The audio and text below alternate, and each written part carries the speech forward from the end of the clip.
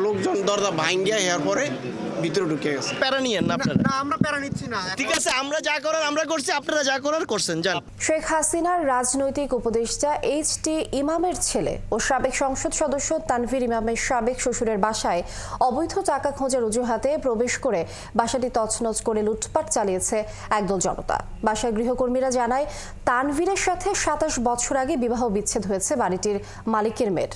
এই ঘটনায় অভিযুক্ত কয়েকজনকে প্রথমে আটক রাখা হলেও পরে তাদের ছেড়ে দেওয়া হয়।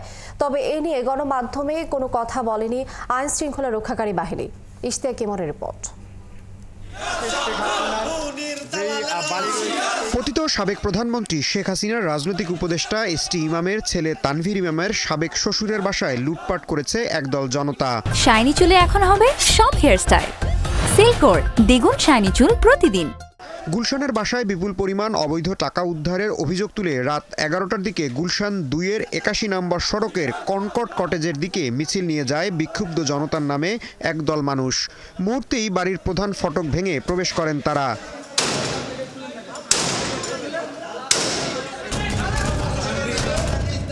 দরজা ভেঙে বাড়ির ৫ম তলার ফ্ল্যাটে ঢুকে তছনছ করে আলমারি, ওয়ার্ড্রোব, লাগেজ থেকে শুরু করে সবকিছু।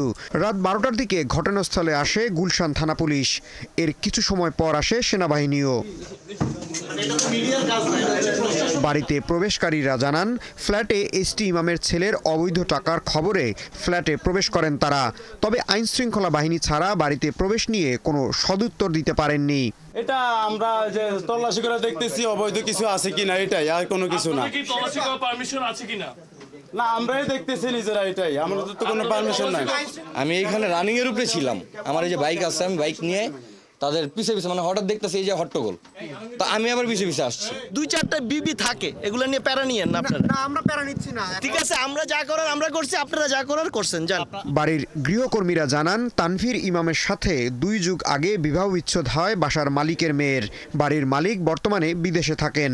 বাইরে মিছিল দেওয়া লোকজন দরজা ভাঙ্গিয়া এর পরে ভিতরে ঢুকে গেছে। তখন পরে কি করবো, সব সিটকানি ভাঙিয়ে গেছে অনেকটা লব্বর। তারপর আমি বলছি যে দাঁড়ান, আমরা কেন আমাকে তো জানো বলে যে সবটি ভাঙে লাগছে, ভাঙার পরে একটা বাকি দিচ্ছে।